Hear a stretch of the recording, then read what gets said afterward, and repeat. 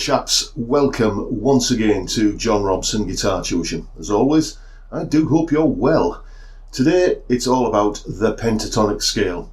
A pretty in-depth look at what's going on with those magical 5 notes. I did a video on this topic a few years ago, but I like to think I've got a little bit better at making these videos now, and I have had quite a few requests for a video along these lines, so I thought I'd basically update my take on it. What we are going to be looking at specifically are the origins of the scale, where it all came from and why those 5 notes work so well together. We're going to be looking at how to play it on the neck, all of the necessary fingerings and shapes and scale patterns and everything. And finally, how to know which pentatonic scale to use in any given guitar solo. You know, you've got a bunch of chords that you need to play a solo over the top of. How do you know which scale to use? We'll be dealing with that. What we're not going to be doing here today, though, is learning licks. I'm not a big fan of that way of doing it, to be honest with you, and I'll tell you why. You could learn a really cool sounding lick that sounds excellent when someone else plays it, and then you go and play it in the correct key. You know, it's not like you're playing it in the wrong key or anything, but it just doesn't work as well because you're playing it over slightly different chord changes, or you might be playing it with slightly different timing that's dictated by the tempo of the track that you're playing it over, and it never kind of quite works. There's always an element, I think, of it being like trying on someone else's shoes. If you are interested, and I think you probably are, in learning to use the pentatonic scale to play licks with, or any scale for that matter to play licks with, then take a look at the video that I've linked in the description box below, where it's all basically about using any scale and, you know, in a way that's phrased well. Basically the whole topic of phrasing. Take a look at that if that's something that you need help with. But for now, let's crack on with the origins of our friend the pentatonic scale. For this, we need to go back to ancient Greece and take a look at the work of this chap, Pythagoras. Here's some info. Okay, our friend Pythagoras discovered 2 very important ratios that pertain to music. Namely the ratio of 2 to 1, where you can multiply or divide the frequency of any note by 2. So for instance, if you had an original note of 220 Hertz, you can multiply this by 2 to get 440 Hertz. Or divide it by 2 to get 110 Hertz. And all of the notes that you get by multiplying your original note by 2 or dividing by 2 all have the same name, in this case A. So we can now get different versions, higher or lower, of the same note that we started from. But how do we generate new notes? Well, this is where Pythagoras' second ratio comes in, 1.5 to 1. Basically take our original 220 Hertz note and multiply it by 1.5, we get 330 Hertz. Or we can divide by 1.5 to get 146.7 Hertz. So using this principle of multiplying by 1.5, we can generate an entire ladder of notes like this.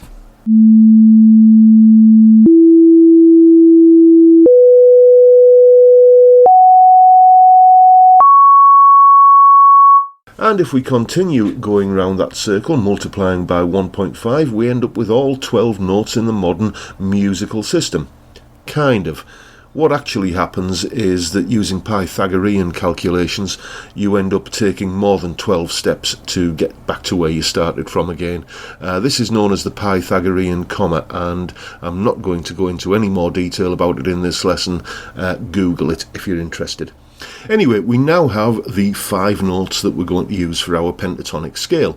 The problem is that some of them are getting a little bit high, and using them in this raw form like this makes it melodically difficult to use and quite difficult to play on many instruments, including the guitar. The intervals are just too wide, basically, so we need to make some of the notes into lower versions of themselves, and we know how to do that. We use our 2-to-1 ratio. We just multiply or divide some of those notes by the factor of 2. Basically, we're going to be dividing by 2 to make some of the notes lower, and when we do that, we get this.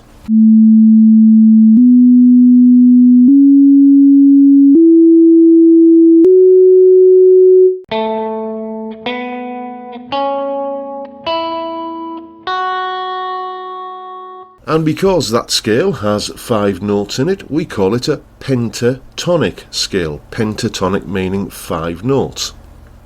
And because it begins on an A note and contains all of the notes necessary to build an A major chord, as you can see here, we call it the A major pentatonic scale.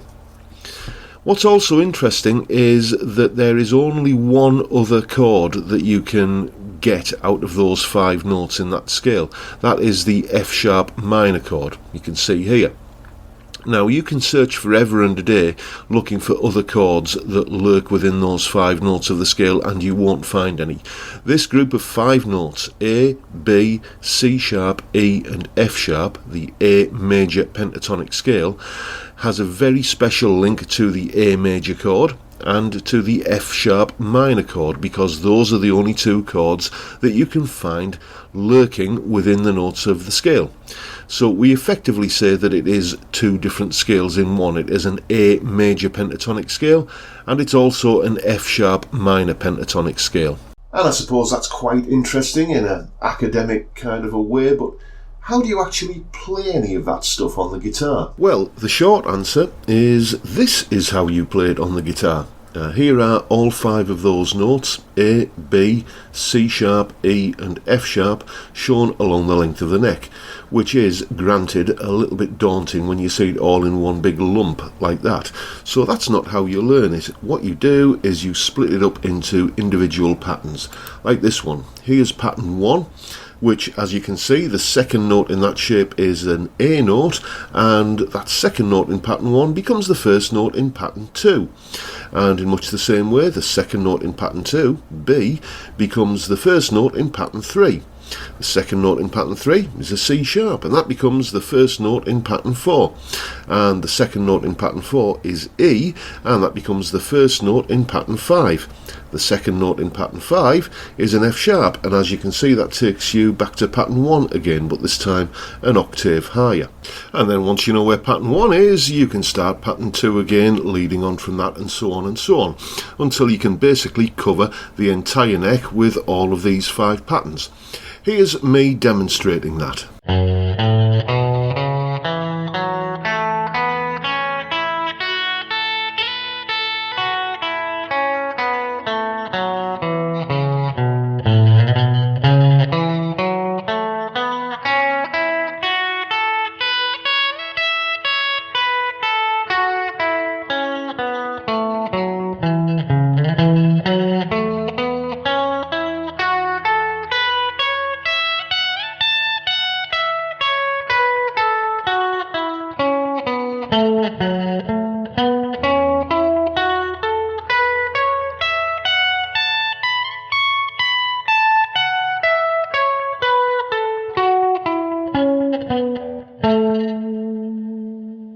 Now, those 5 patterns are a great way of always having the scale that you need right under your fingertips, no matter where you are on the neck. They allow you to avoid what Big Jim Sullivan, the legendary session player, used to refer to as forbidden zones, uncharted territory basically. You will always be able to find the scale that you need.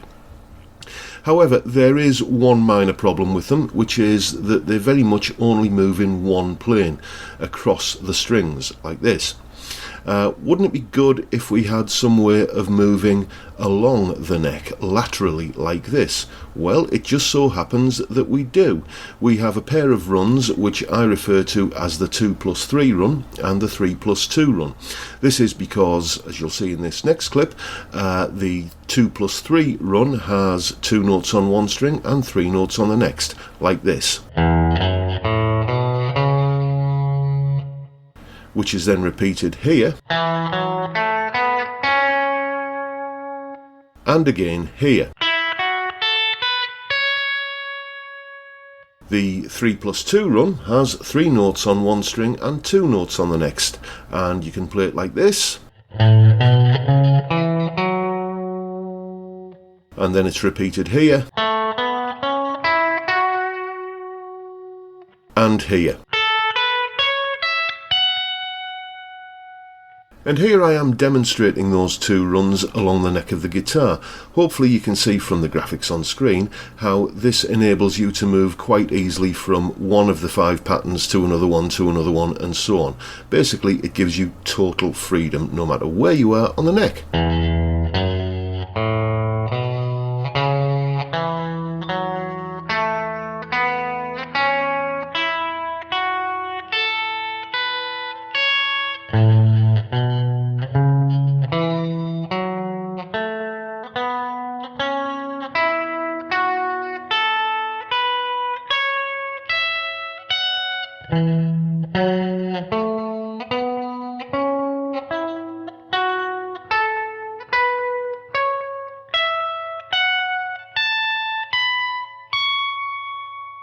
Okay, so now you know how all the different shapes of any given pentatonic scale relate to each other and fit together along the length of the neck of the guitar.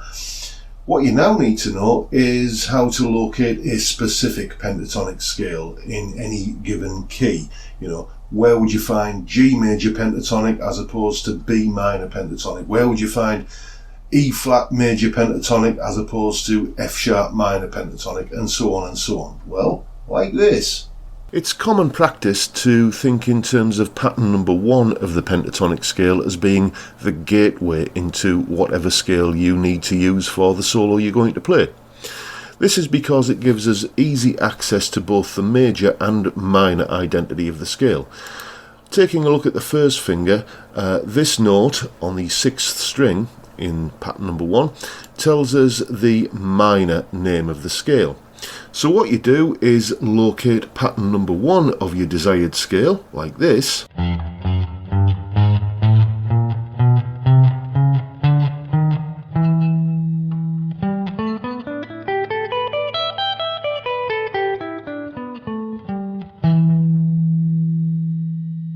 then use your knowledge of how the patterns connect together to find your way around the entire neck using that scale, like this.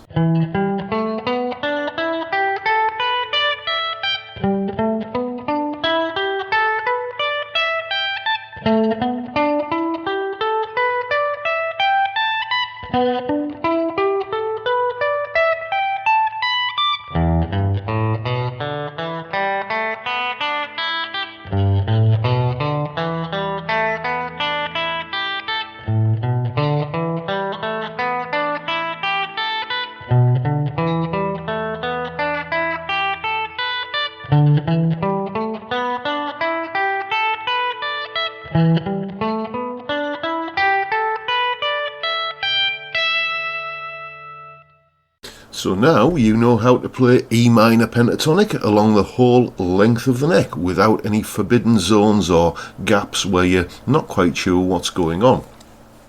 Similarly, we can use pattern number 1 as the gateway into our major pentatonic scales. What you do this time is use your little finger, your 4th finger, to move up the 6th string to find the desired root note, and then that will tell you where pattern 1 is, much like this.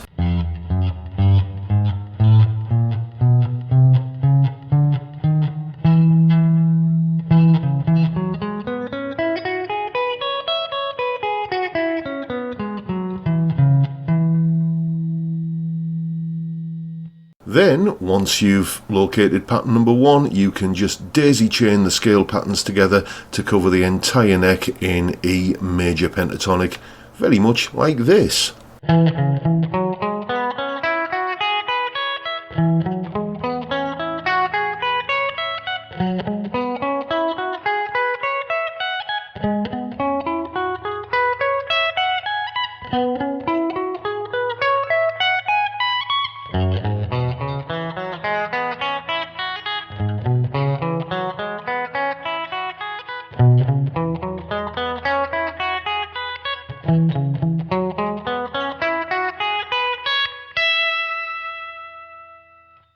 Right, so now you know what the pentatonic scale is, where it came from, and how to play it along the length of the neck.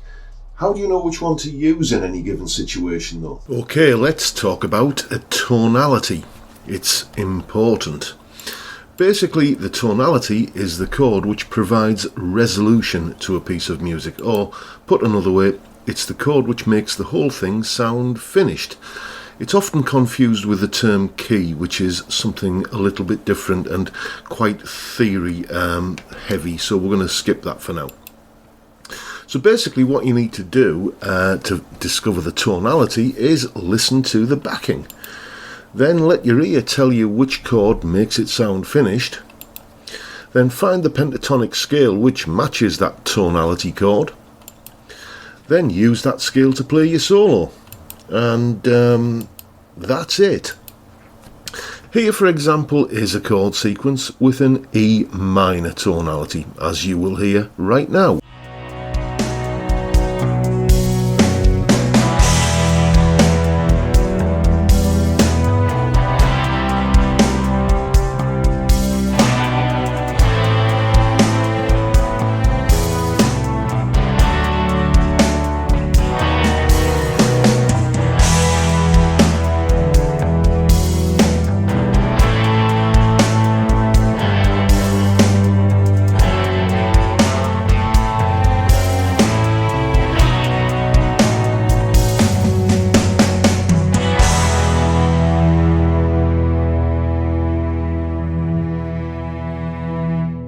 And because we have a chord sequence with an E minor tonality, E minor being the chord which makes the whole thing sound finished, then we use E minor pentatonic scale to solo over that chord sequence, a little bit like this.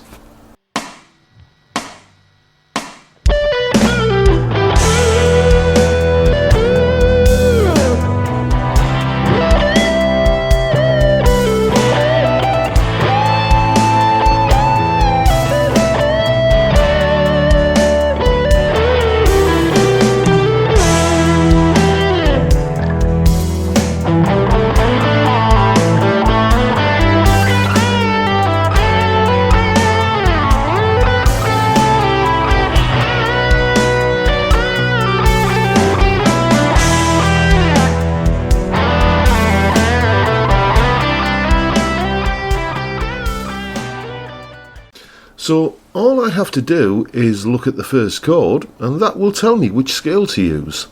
Well, in a word, no. That is an old wives' tale, it's not to be trusted. As a very wise man once said, listen to the music, and this is what will tell you which scale to play. For example, this chord sequence doesn't begin on E major, but when we listen to it, as you'll discover in a second, it very much has an E major tonality. That is the chord which makes the whole thing sound finished.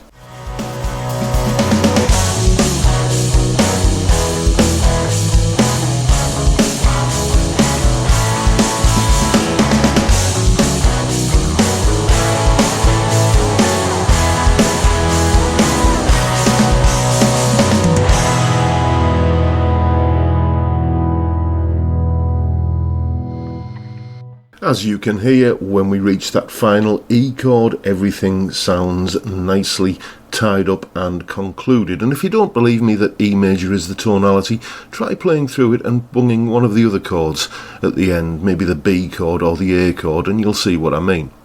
So, E major is the tonality of this chord sequence. We are going to therefore use E major pentatonic to solo over it, and maybe sound a little bit like this.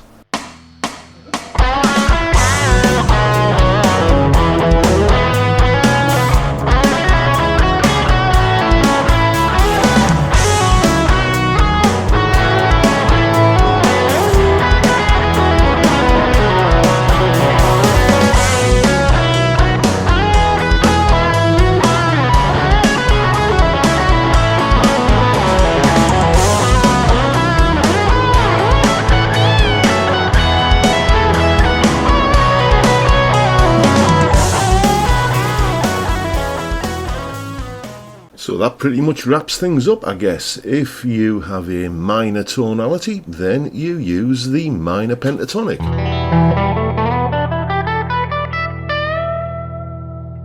And if you have a major tonality to play over, you use the major pentatonic.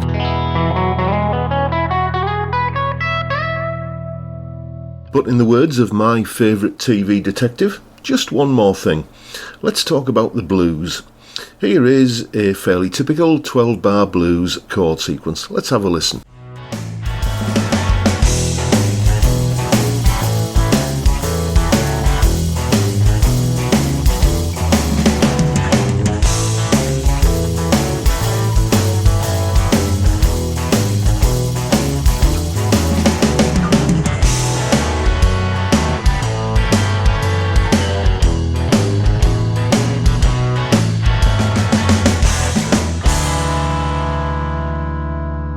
The tonality here is E7, which is basically an E major chord, but with an additional D note. So you'd expect to use E major pentatonic, but we're not.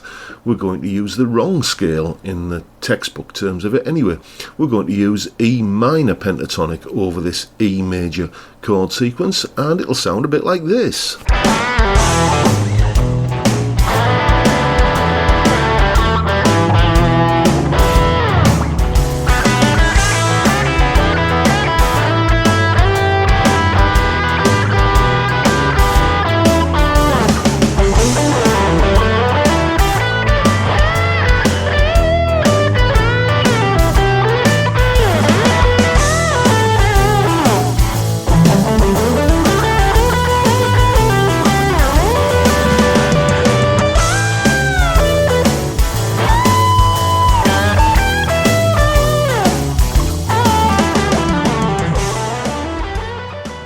I enjoyed that. So that gives us another rule that we can add to our list. Basically, if you want to sound bluesy, if you want to generate that kind of bluesy tension, then what you need to do is use a minor pentatonic scale over a major tonality.